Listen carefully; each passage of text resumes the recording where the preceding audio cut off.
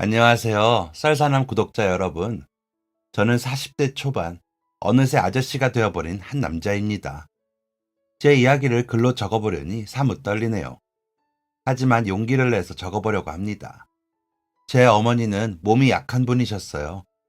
저를 낳고 난 이후에 몸이 급속도로 약해졌다고 했죠. 저는 어머니가 건강했었다는 말을 도무지 믿을 수가 없었습니다. 어머니가 가뿐히 걸어다니는 걸 본 적이 없었으니까요.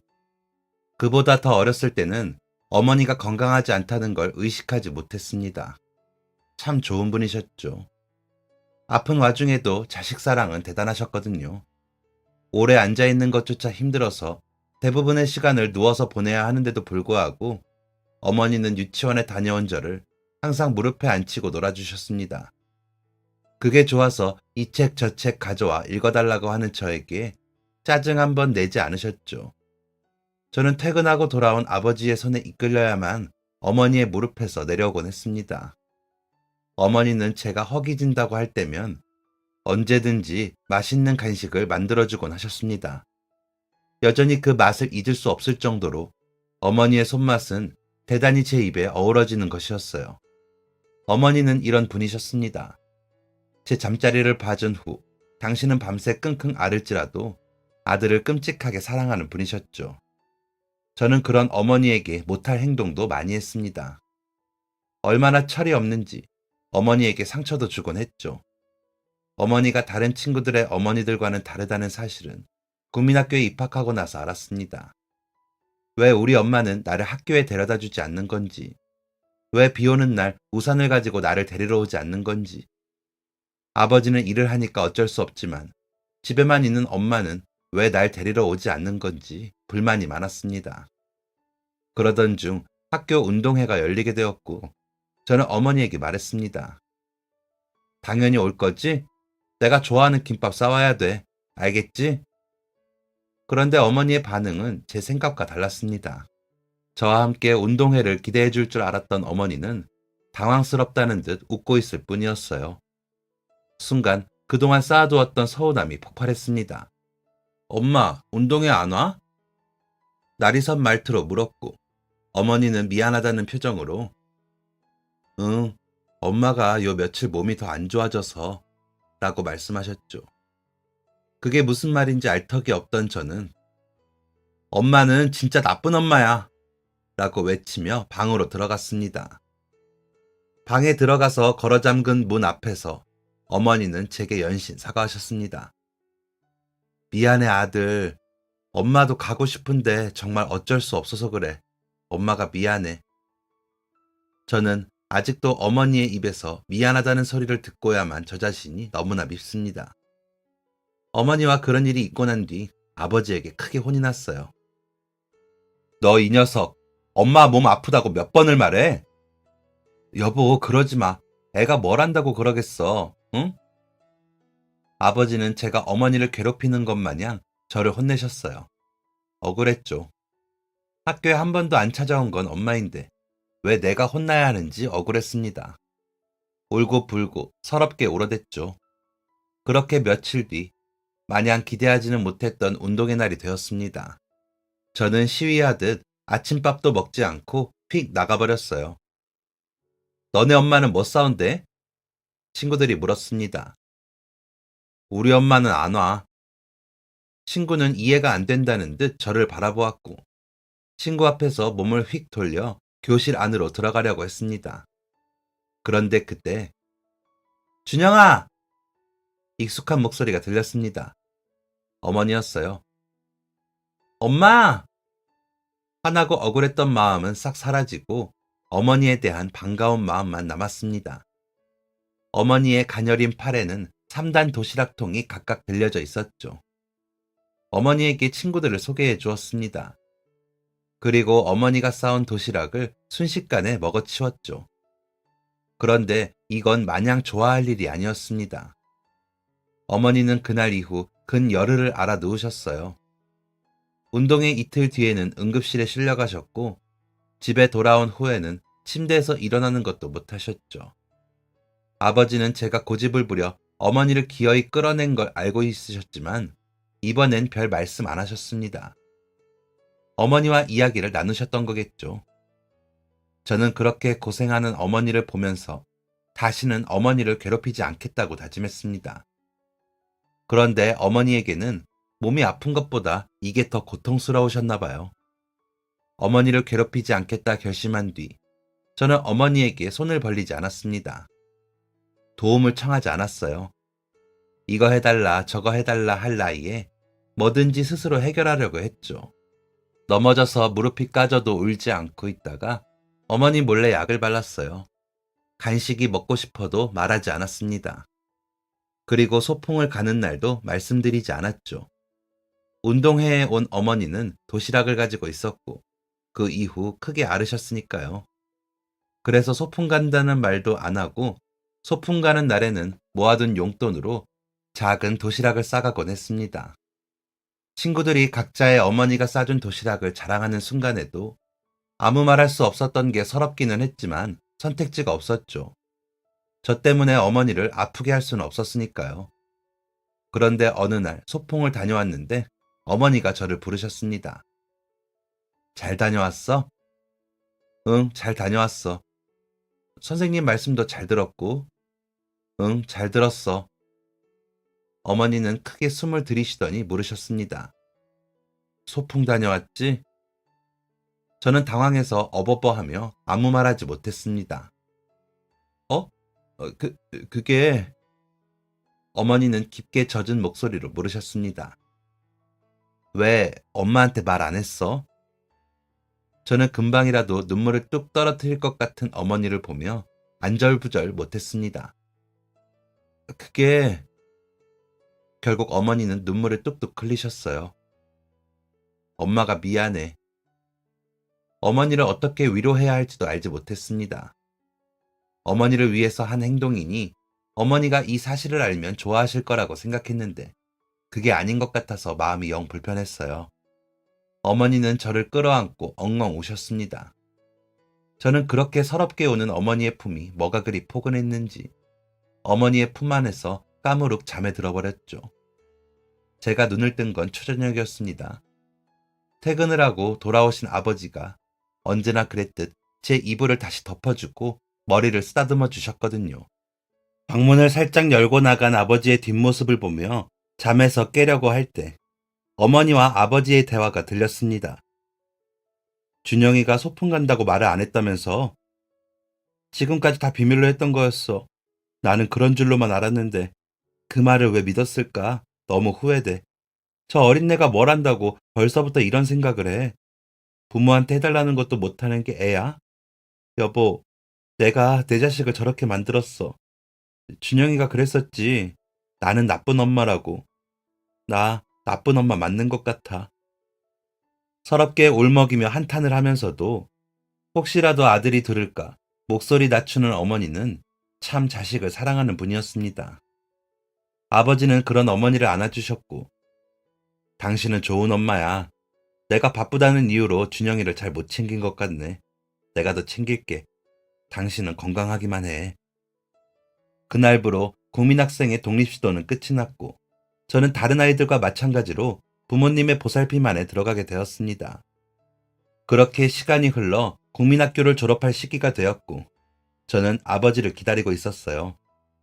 그런데 멀리서 아버지가 어머니의 휠체어를 끌고 걸어오는 게 보였습니다. 어머니는 병원에 입원한 상태였기 때문에 졸업식에 올 수 있을 거라 기대하지 못했는데 갑작스러운 어머니의 등장에 너무나 기뻤어요. 엄마, 어떻게 왔어? 의사 선생님이 나와도 된대? 어머니는 응, 나와도 된대 라고 말씀하셨죠. 물론 어머니의 말은 거짓이었습니다. 의사 선생님은 이 추운 날에 나가면 안 된다고 충분한 휴식을 취하라고 했지만 하나뿐인 자식 졸업식인데 못 가게 생겼다며 어머니가 우겼던 것이죠. 어머니는 딱 2시간의 외출을 허락받았고 저는 기쁜 마음으로 부모님과 사진을 찍은 뒤 어머니가 입원했던 병원에 돌아가 병원밥을 먹었습니다. 흔치 않은 경험들이죠. 참 감사하게도 어머니의 건강은 호전되기 시작했습니다. 늘 푸석했던 어머니의 머리카락과 입술, 그리고 손톱에는 생기가 조금씩 돌기 시작했고 하루에 반 이상을 자던 어머니가 깨어있는 시간이 많아졌어요. 덩달아 아버지의 얼굴도 좋아졌고 저는 건강해진 어머니와 뭘 하고 싶은지를 종이에 빼곡히 적어두곤 했습니다. 어머니가 퇴원하신 뒤 계절이 바뀌고 저도 중학교에 입학하게 되었습니다. 교복을 갖춰 입고 친구들과 시답지 않은 농담을 하는 제 일상은 평범한 것이었어요. 그런데 그 일상이 결코 평범한 것이 아니라는 걸 저는 중학교 2학년 중간고사가 끝난 직후 알게 되었습니다. 어렸을 때부터 책을 좋아하던 저는 공부에 흥미가 있었습니다. 머리도 좋은 편이기 때문에 그 흔한 과외 한 번 없이도 좋은 성적을 거뒀죠. 중학교 2학년 중간고사 결과는 기대 이상이었습니다. 저는 학년 등수 3이라고 적힌 성적표를 들고 집으로 뛰어 들어갔습니다. 엄마! 집안은 고요했어요. 엄마? 어머니가 주무신다고 생각하며 신발을 벗는데 어딘가 싸한 느낌이 저를 스쳤습니다. 집안의 공기가 이상하다시피 고요했거든요. 엄마? 어머니를 부르며 안방문을 열었습니다. 어머니는 평소와 다름없는 자세로 주무시고 계셨죠. 저는 어머니가 주무실 수 있도록 자리를 피하려고 문고리를 잡았습니다. 그런데 툭 하는 소리가 등 뒤에서 들렸어요. 천천히 고개를 돌려 어머니를 바라보았는데 침대에 누워있던 어머니의 손이 바닥을 향해 툭 떨어져 있는 게 보였습니다. 정수리에서부터 등줄기에 소름이 돋으며 식은땀이 났습니다. 아닐 거야, 아닐 거야 를 되뇌며 어머니에게 다가갔고 저는 어머니와 30cm도 떨어지지 않은 거리에서 확신했습니다. 네, 어머니는 숨을 거두셨습니다. 곧장 아버지에게 연락했고 소식을 들은 아버지가 병원으로 들어오셨습니다. 어머니의 사망 선고를 듣는 순간 아버지는 어머니의 손을 부서질 듯 잡으며 오열하셨어요. 이건 말도 안 된다면서 보이지 않는 무언가를 향해 분노하기도 하셨죠. 저는 그 순간이 어떻게 지나갔는지 잘 모르겠습니다. 어머니를 영안실에 모시고 장례식을 치르고 화장을 하는 시간이 그림처럼 지나간 것 같네요. 아버지와 저는 어머니의 죽음을 쉽게 받아들일 수 없었습니다. 어머니의 죽음이 너무도 허망하게 느껴졌어요. 그 어느 때보다 건강한 상황이었습니다. 하루가 다르게 건강해지는 게 눈에 보였어요. 그런데 이렇게 갑작스러운 죽음이라니 도무지 이해할 수 없었습니다. 세상이 저희 가족을 일부러 떨어뜨려 놓는 느낌이었죠. 아버지는 정말 힘들어 하셨습니다. 두 분 다 가족이 없었기 때문에 어머니 없이 홀로 남은 아버지를 위로해 줄 사람은 아무도 없었거든요. 고작 중학교 2학년이었던 제가 보기에도 아버지는 벼랑 끝에 서 있는 듯 위태로워 보였습니다. 아버지는 죽지 못해 살았고 저를 볼 때마다 어머니가 떠올라 괴로워하셨어요. 자식 두고 술 먹는 남자는 최악이라는 어머니의 말 때문에 술도 끊어버린 아버지가 밖에서 저 몰래 술을 마시고 들어오는 경우도 있었죠. 결국 아버지는 먼 곳으로 직장을 옮기셨습니다. 저는 어머니 아버지와 함께 살던 집에 홀로 남게 되었죠. 혼자서 그 집을 쓰려니 힘들더라고요. 자꾸 어머니 생각이 나서 그것도 힘들었습니다. 아버지에게 연락을 해 집을 처분했고 저는 아버지를 오랫동안 보았던 이웃 주민 할머니의 전셋집에 들어가게 되었습니다. 아버지는 할머니에게 매달 돈을 붙이며 저를 보살펴 주길 부탁하셨어요. 저를 다른 사람의 손에 맡기고 사라진 아버지를 단 한 번도 원망한 적 없다고 한다면 거짓이겠지만 저는 아버지를 이해했습니다. 아버지는 어머니의 병원비를 포함해 어머니의 치료를 위해 밤낮 주말 없이 일하셨습니다. 치료에 능하다는 곳이 있으면 어떻게든 어머니를 모시고 그곳으로 향했죠. 돈이 얼마든 상관없으니 살려만 달라 애걸복걸하기도 했습니다. 그 노력의 결실이 이제야 보일 때 어머니가 돌아가셨으니 힘든 게 당연했죠. 저는 아버지가 제 얼굴에서 어머니를 보며 힘들어할 바에는 저를 안 보는 게 낫다고 생각했습니다. 더 이상 제가 사랑하는 사람이 힘들어하지 않길 바랐죠. 그렇게 살았습니다. 집을 청소하는 방법, 설거지를 깨끗하게 하는 방법, 옷에서 냄새가 나지 않게 하는 방법 등 일반적인 중학생들을 몰랐을 것들을 스스로 터득하며 일찍이 어른이 되어가고 있었죠. 저를 돌봐주는 할머니는 저를 볼 때마다 혀를 끌끌 차셨습니다. 아유, 이 안쓰러운 것. 이 나이에 벌써 얼굴에 그늘이 있으니 어쩌누. 할머니는 나이답지 않은 표정을 하고 있는 제가 안쓰러우셨나 봅니다. 걸어다니면서 아이스크림이나 까먹고 운동장에서 공이나 찰 나이에 혼자 있는 게 익숙하다며 앉아서 책이나 읽고 있으니 그럴만했죠. 그렇다고 힘들지 않았던 것은 아니었습니다. 저는 사무치게 외로운 날이면 아버지에게 편지를 썼습니다. 아빠, 이제 나랑 살면 안 돼? 아빠잖아. 아빠는 자식 혼자 두면 안 되잖아. 나 힘들단 말이야. 엄마가 죽은 거지 아빠가 죽은 게 아닌데 왜 나는 아빠도 없는 자식처럼 살아야 돼? 아빠, 이제 나랑 같이 살자. 제발 나랑 같이 살자. 하지만 단 한 번도 이 편지를 붙인 적은 없습니다. 펑펑 울면서 편지를 쓰고 난 다음 날 편지를 붙이려고 보면 차마 못하겠더라고요. 저는 그렇게 점점 더 혼자가 되었고 더 이상 사람을 찾지 않게 되었습니다. 그렇게 고등학교에 입학했고 저는 남에게 별 피해를 끼치지 않는 조용하고 공부 잘하는 아이로 학교 생활을 했습니다. 아버지는 1년에 한 번 이틀 동안 저를 만나고 가셨고 여전히 힘들어 하셨습니다. 아버지는 제가 고등학교에 입학함과 동시에 이웃 할머니에게 보내던 돈을 저에게 보내셨어요. 그것도 아버지의 한 달 월급의 반이었죠. 아버지는 그런 식으로 저에 대한 미안함을 표현하셨습니다. 그럼에도 불구하고 눈을 감는 순간까지 죄책감에 시달리셨지만요. 어느 날 집을 가는데 평소와 같은 골목에 낯선 북적거림이 느껴졌습니다. 처음 보는 가게가 오픈 준비를 하고 있더라고요. 그냥 가게를 여나 보다 생각하고 지나가려는데 발이 땅에 붙은 듯 떨어지지 않았습니다. 제 시선은 오픈 준비를 하는 가족들에게 꽂혀 있었어요. 하하 웃으며 먼지를 쓸어내는 부부의 모습. 학교를 마치고 곧장 달려온 듯한 교복 입은 딸의 모습까지 너무 행복해 보이더라고요. 아, 진짜. 아빠는 아직도 이런 걸 못해? 이런 실력으로 어떻게 가게를 하겠다고? 딸이 짓궂게 아버지를 놀리면 아버지는 아이고, 아빠가 바보라서 그래. 미안해. 라고 대답하더군요. 제가 서 있는 거리와 가게는 공존해서는 안 되는 세계인 양 보이지 않는 벽이 존재하는 느낌이었습니다.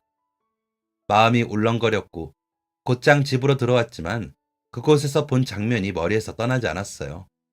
그날 밤 아무도 돌봐주지 않는 제 현실의 처절함이 느껴졌습니다. 그날도 엉엉 울며 아버지에게 편지를 쓴 것 같아요.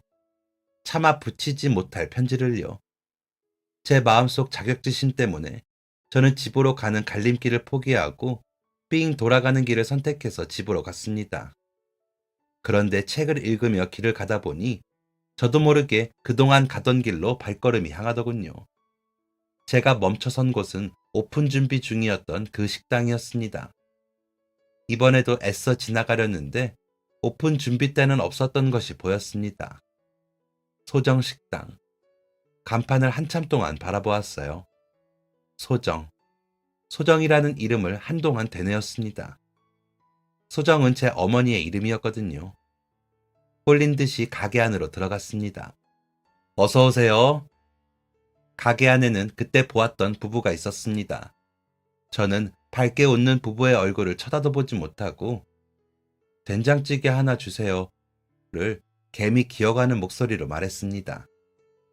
빠르게 된장찌개가 제 앞에 준비됐고 저는 음식이 귀에 들어가는지 코에 들어가는지 모를 정도로 밥을 해치웠어요.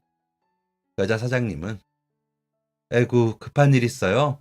좀 천천히 먹지 라며 물을 따라주셨죠.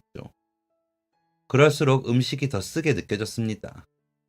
음식은 맛없었을 리가 없었어요. 그저 제 입이 쓴 거였겠죠.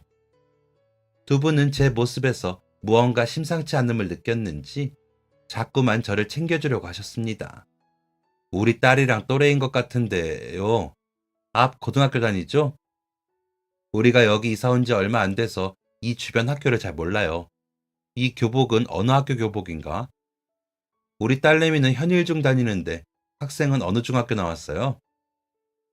오픈 준비하는 가게의 모습을 보고 가슴이 울렁거렸던 것처럼 또 가슴이 울렁거리기 시작했습니다. 저는 사장 부부가 묻는 말에 아무것도 대답하지 못하고 돈을 식탁에 던지듯 올려놓은 채 도망치듯 빠져나왔습니다. 저딴 데 다시는 안 가, 라고 생각하면서요.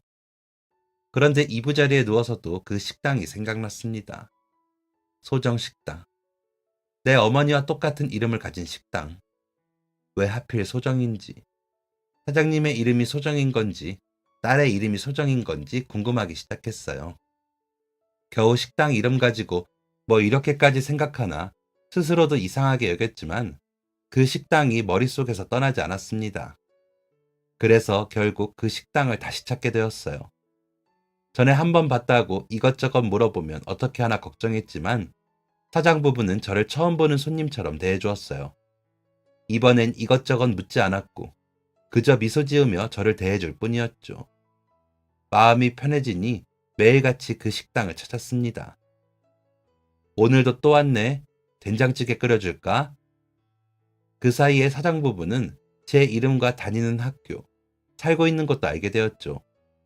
저도 소정식당의 소정이 사장님의 딸 이름이라는 걸 알게 되었습니다. 이렇게 마음을 여는데 6개월 정도가 걸렸던 것 같네요. 문지방을 넘고 나니 다음은 쉬웠습니다. 저는 사장님 부부에게 마음을 열기 시작했어요. 가게 문을 열고 들어가면 우리 준영이 왔어? 라고 맞이해 주는 것도 이것 좀 가져가. 아침 챙겨 먹어야 되잖아. 라며 굳이 손에 반찬을 들려보내는 것도 드라마를 보는 중이었다면 너도 이리 와봐. 저거 진짜 나쁜 놈 아니니? 라고 물어보며 시답지 않은 평론을 늘어놓는 것도 너무 좋았습니다. 어느 날 가게 유리에 비친 채 얼굴을 보았는데 웃고 있더군요. 그날 아침 학교에 가는데 주민 할머니가 너 요즘 무슨 일 있냐? 얼굴이 퍽 좋아졌네. 라고 말씀하신 것도 이 때문인가 싶었어요. 다음 날에도 할머니는 제 얼굴이 좋아졌다며 신기해 하셨습니다. 얼굴 좋아지면 안 돼요? 왜 자꾸 얼굴 좋아졌다고 그러신담? 할머니는 지팡이로 제 정강이를 툭 치며 대답하셨어요. 좋아 보이니 그렇지.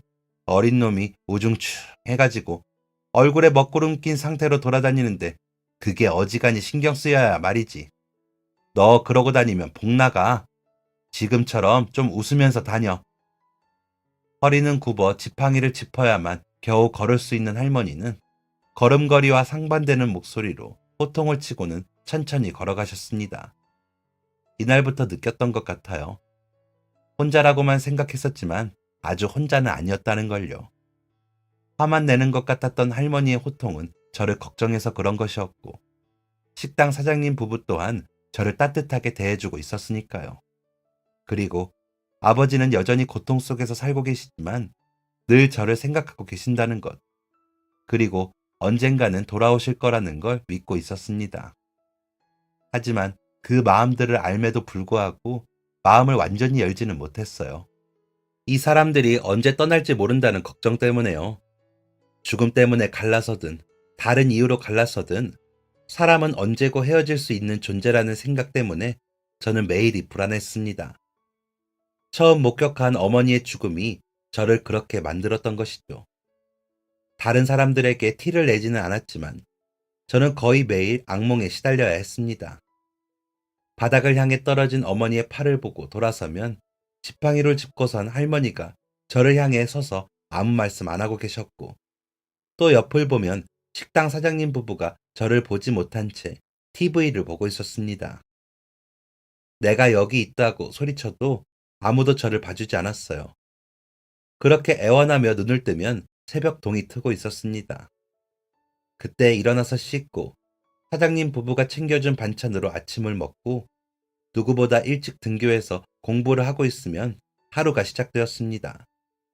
비록 매일 악몽에 시달려야 했지만 이런 생활 패턴 때문에 저는 늘 좋은 성적을 유지할 수 있었죠. 점심을 먹고 난 뒤 오후 수업이 시작되고 모두가 식곤증과 싸움을 벌이고 있는 그때 담임 선생님이 한창 수업 중인 교실에 앞문을 열고 들어왔습니다. 무슨 일이세요? 수업을 하던 선생님이 물었습니다. 담임 선생님은 고개를 이리저리 돌리며 저를 불렀죠. 수업 중에 죄송합니다. 급하게 학생을 데려가야 해가지고. 박준영, 얼른 나와봐. 선생님이 그것도 수업 시간에 부를 이유가 뭐가 있나 싶어서 복도로 나갔는데 선생님이 심각한 표정으로 말씀하셨습니다. 너 아버지 계신 대로 얼른 가봐라. 어디 계시지? 갑자기 아버지가 있는 대로 가라고요? 아버지한테 무슨 일이라도 있나요? 선생님은 곤란하다는 표정을 지어 보였고 지갑에서 현금을 꺼내 제게 주셨습니다. 아버지가 사고를 당하셨대. 지금 수술받고 입원하셨다는데 얼른 가봐. 급한가 봐. 출석은 신경 쓰지 말고. 아버지가 다쳐서 수술까지 받았다는 얘기에 멍하니 서 있으니 선생님이 가방을 꾸려 나오셨습니다. 자, 얼른 가. 최대한 빨리 가야 한다. 선생님이 왜 이렇게까지 저를 재촉하셨는지는 병원에 도착해서야 알았습니다. 박상철 씨 아드님 되시죠? 저를 잠시 훑어보고는 차트를 넘기던 간호사의 목소리는 무미건조했습니다. 그리고 대체 아버지에게 무슨 일이 생긴 건지 설명해 주려고 했죠. 그런데 그때 하얀 가운을 입은 의사 선생님이 다가왔어요. 잠깐만, 박상철 씨 아들?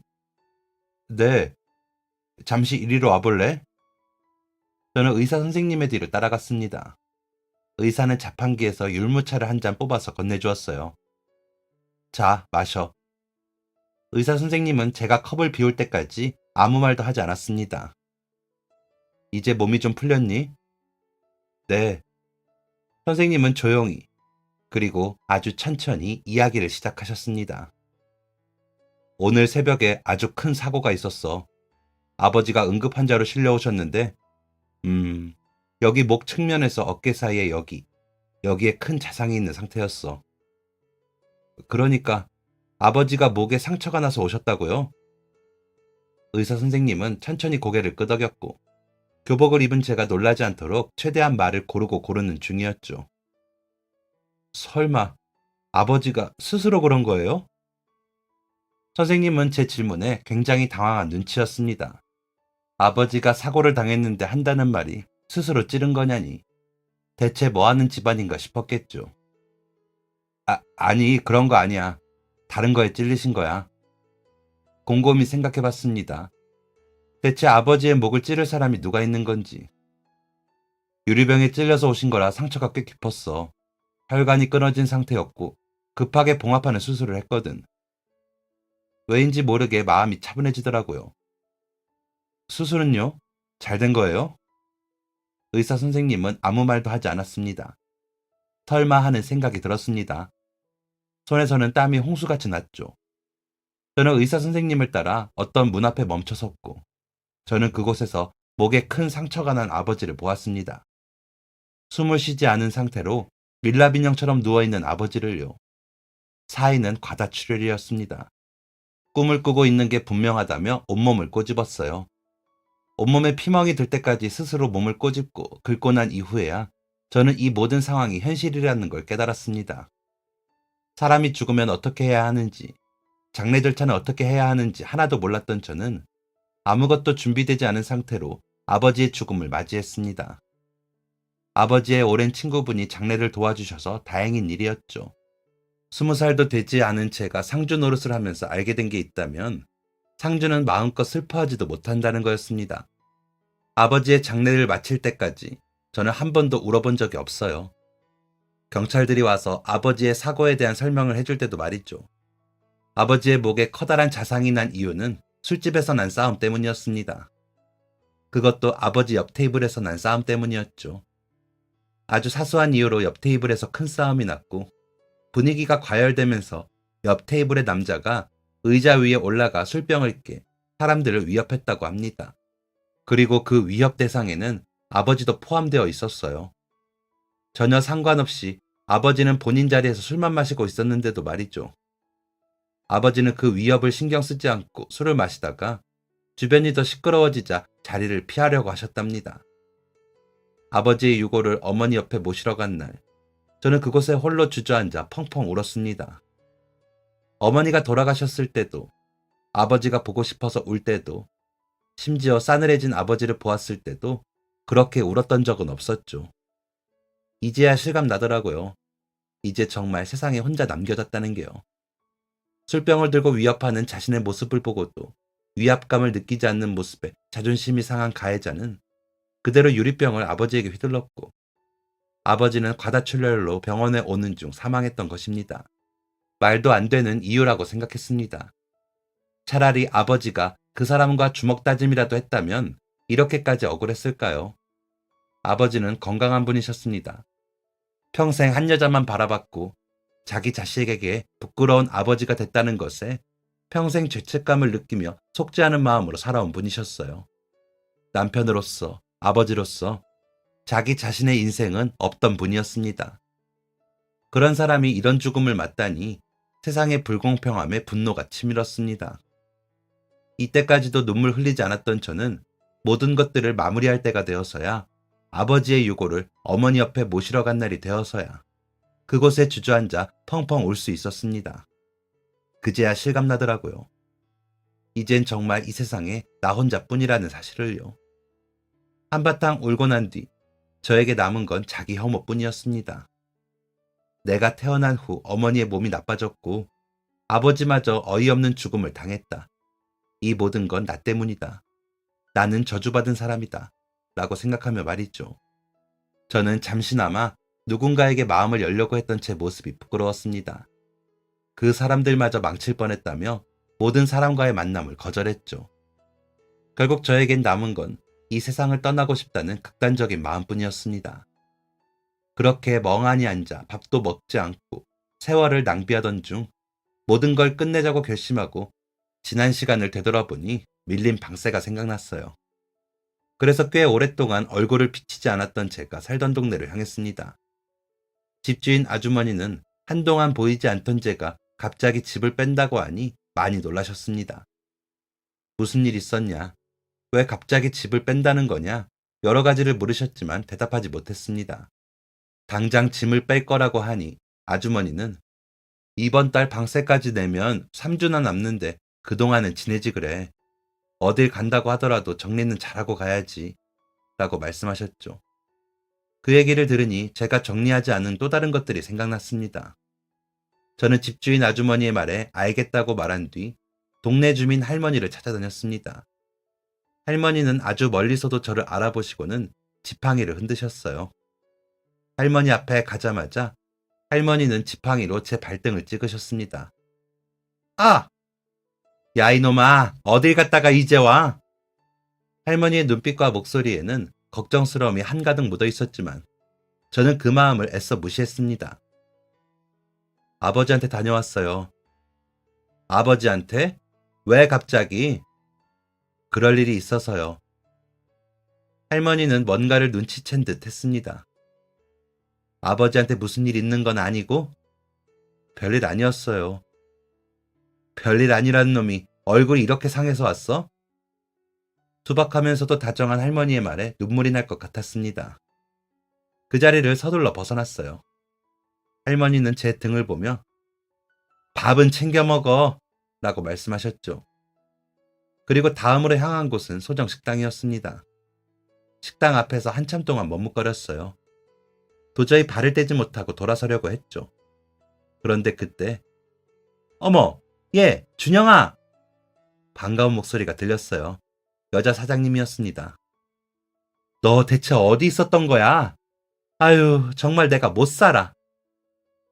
사장님은 제 손목을 잡아 끌고 식당으로 들어갔습니다. 저는 맥없이 끌려갔죠. 여보, 준영이 왔어. 부엌에서 우당탕 하는 소리가 났고 곧바로 남자 사장님이 나타나셨습니다. 야, 준영아. 남자 사장님은 제 얼굴과 몸 구석구석을 확인하며 어디 다친 곳은 없는지 물으셨어요. 여자 사장님은 허리에 손을 얹고 엄하게 물으셨습니다. 아직 고등학생밖에 안 된 애가 어딜 이렇게 오래 다녀온 거야? 그것도 말도 없이. 애가 겁도 없이 말이야. 그러다가 큰일 나는 거야. 분명 혼이 나고 있었지만 혼나는 기분이 아니었어요. 애한테 너무 그러지 마. 준영이도 사정이 있었겠지. 남자 사장님은 여자 사장님을 말렸고, 아유, 애 얼굴이 말이 아니네. 밥은 먹었어? 된장찌개 끓여줄까? 한결같이 저를 대하셨어요. 그때 문이 열리며 두 분의 딸이 해맑게 들어왔습니다. 엄마, 밥 줘! 그 말을 듣자마자 왜 그리 눈물이 났는지 모르겠습니다. 아버지가 돌아가셨어요. 갑자기 튀어나온 이 이야기를 들은 사장님 부부의 당황스러워하는 얼굴이 보였고, 그 이후로는 아이처럼 울었던 것 같네요. 더 이상 눈물이 나오지 않을 때까지 울었습니다. 너무 울어서 머리가 띵해질 정도로 울었어요. 사장님 부부와 딸은 영문도 모른 채 제가 울음을 그치길 기다려 주었죠. 저는 그제야 모든 걸 털어놓았습니다. 말하면서 깨달았어요. 저는 그동안 누군가에게 제 이야기를 털어놓고 싶었다는 걸요. 다 큰 어른인 양 모든 걸 책임지려고 했지만 저도 아직 어린아이라는 걸요. 그래서 아무것도 모르고 해맑게 밥 달라며 뛰어오는 두 분의 딸의 목소리를 듣자마자 울어버린 거라는 것을요. 저도 투정 부릴 사람이 필요했고 마냥 제 편이 되어줄 사람이 필요했습니다. 마음속 응어리진 것을 모두 털어놓으니 조금은 마음이 편해졌어요. 죄송해요. 제가 갑자기 이래서 당황하셨죠. 라고 말하며 고개를 들었는데 사장님 부부와 딸은 제 앞에 나란히 앉아 함께 눈물을 흘리고 있었습니다. 나는 그런 것도 모르고 네가 오자마자 혼이나 내고 혼자 얼마나 힘들었어. 얼마나 고생했어. 라면서요. 누군가가 저를 위해 울어준다는 게 어떤 건지 그날 확실히 알았습니다. 피 한 방울 안 섞여도 알게 된 지 얼마 안 된 사이일지라도 이렇게 진심으로 울어줄 수 있는 게 사람이라는 걸 깨달았죠. 진심으로 나를 걱정해주는 이들을 경험한 그날, 저는 또 한 번 살아가고자 하는 의지를 얻었습니다. 절대 회복할 수 없을 거라 생각했던 아픔을 딛고 일어서 보겠다는 용기가 생겼어요. 사장님 부부도 그런 저를 전적으로 신뢰하고 응원해 주셨습니다. 두 분이 가장 먼저 하신 건 저를 집으로 데려가신 거였어요. 혼자 있으면 우울해져. 우리 집에 방도 하나 남으니까 들어와서 살아. 알겠지? 거절했지만 거절할 수 없었던 이유는 사장님 가족과 함께 있는 시간이 제가 바로 원하는 가족의 모습이었기 때문이었어요. 이기적인 마음이라고 생각하면서도 사장님 가족과 함께 지내게 되었습니다. 하루는 여자 사장님이 제가 다니던 학교의 교복을 들고 오셨어요. 그 이유는 제 예상대로였습니다. 그건 학교 가야지, 준영아. 학교는 정말 생각도 못하고 있었습니다. 아버지가 돌아가셨으니 도움받을 어른도 없고 사장님 집에서 지내고 있으니 돈을 벌어서 갚아야겠다는 생각이었거든요. 앞으로 먹고 살 걱정도 해야 했죠. 그런데 학교라니. 아시잖아요. 저는 이제 학교 같은 거 다닐 형편이 안 돼요. 여자 사장님은 여전히 단호하셨습니다. 누가 그래? 네? 학생이 공부를 해야지. 그럼 뭐래?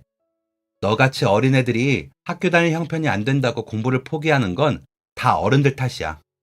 너는 나를 어린애 공부도 안 시키고 일 시키는 나쁜 사람으로 만들 거야? 아니요. 사장님은 제 손에 교복이 담긴 가방을 들려주시며 말씀하셨습니다. 그러니까 공부해. 돈을 벌든 뭐라든 그건 나중 일이야. 사정이 안 좋아서 당장 먹고 살아야 해서 생계 걱정부터 하기에 너는 너무 어리잖니. 저는 한 학년 밑으로 복학하게 되었습니다. 1년 꿇고 학교로 가는 거였기 때문에 안 좋은 소문이라도 돌면 어떡하나 걱정했는데 그 걱정이 무색할 정도로 학교에 잘 적응을 할 수 있었어요. 사장님 부부의 딸이 저와 같은 학교, 같은 학년이었거든요. 함께 학교도 다닐 뿐만 아니라 매일같이 집에서 얼굴을 보게 되니 정말 친남매 같은 사이가 되었습니다. 시도 때도 없이 투닥거리고 놀리고 장난쳤죠.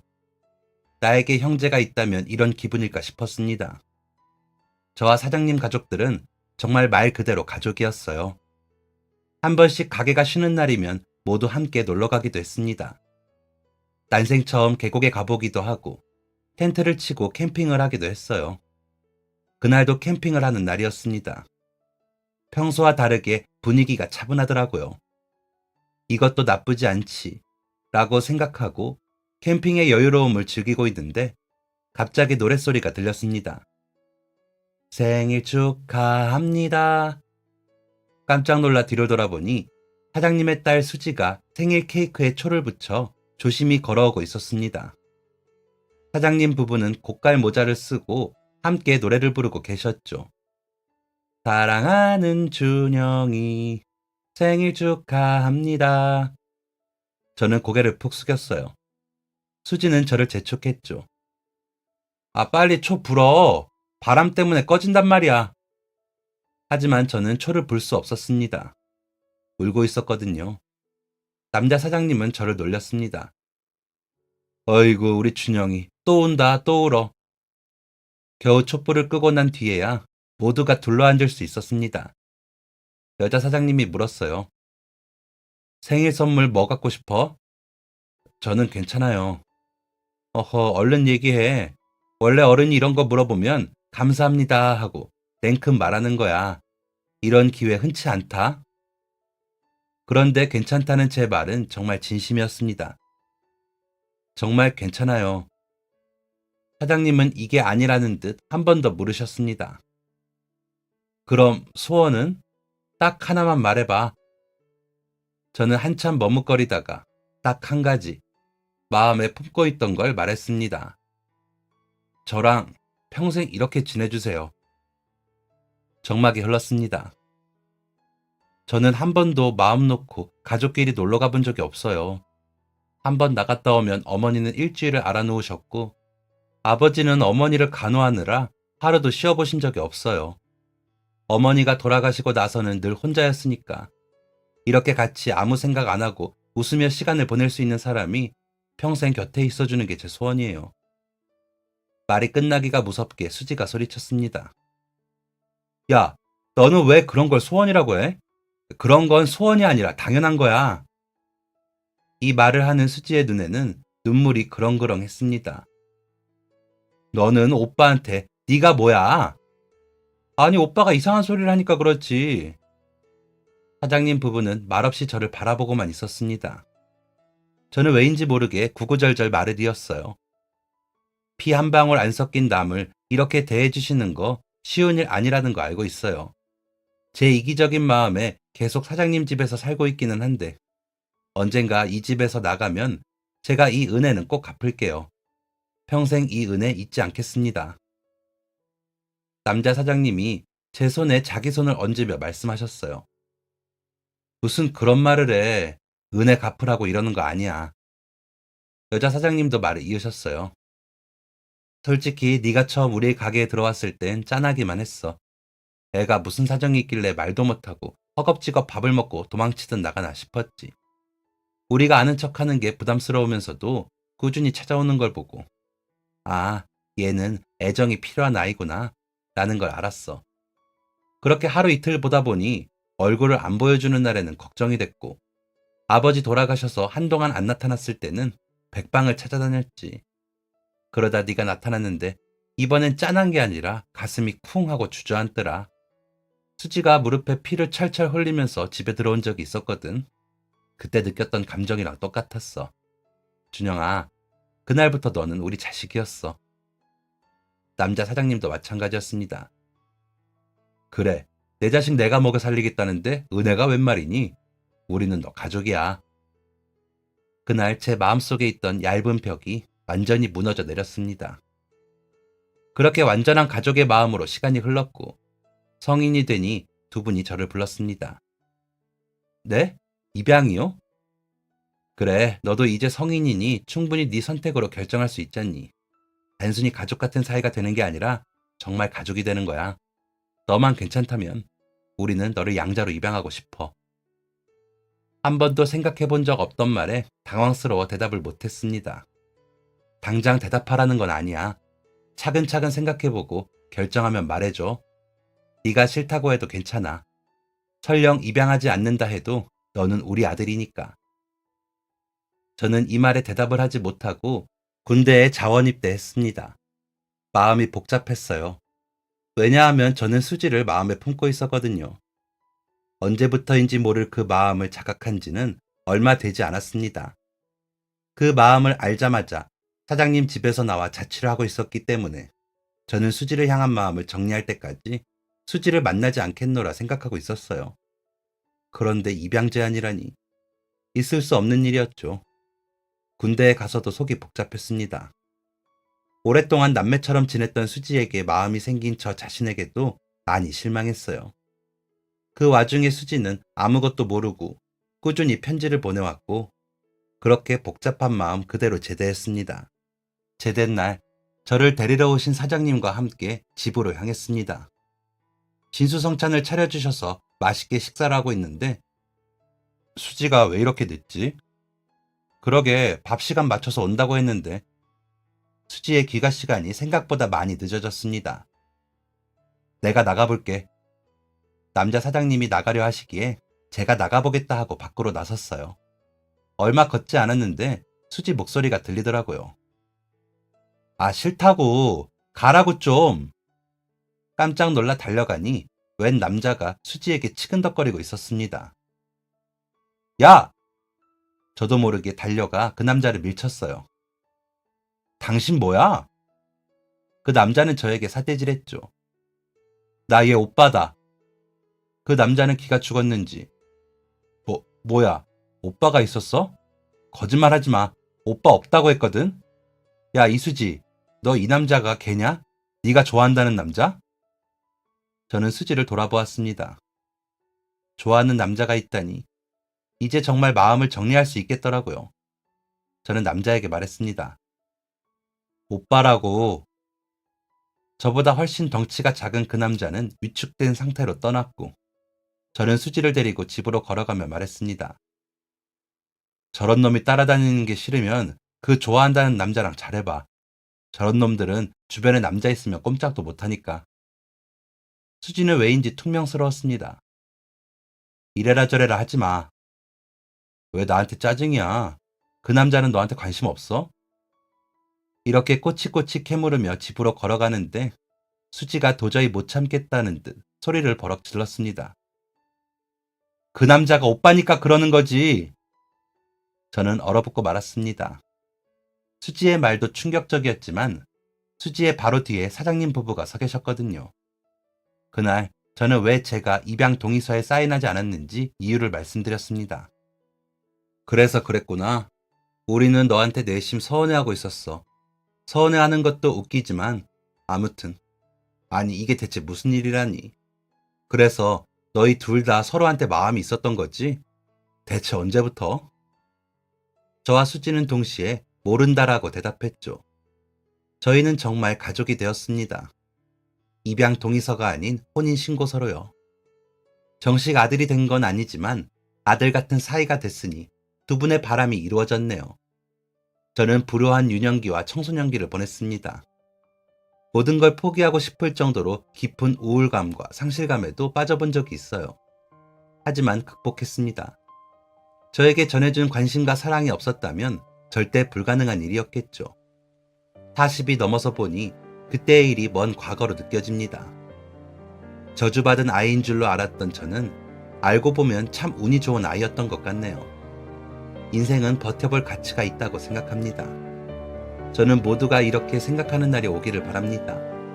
그러니 힘든 시간을 보내는 분들 모두 힘내시길 바랄게요. 제 사연을 읽어주셔서 감사합니다. 안녕히 계세요. 지금까지 사연 들어주셔서 감사합니다. 사연이 재밌으셨다면 구독과 좋아요를 눌러주세요. 감사합니다. 안녕히 계세요.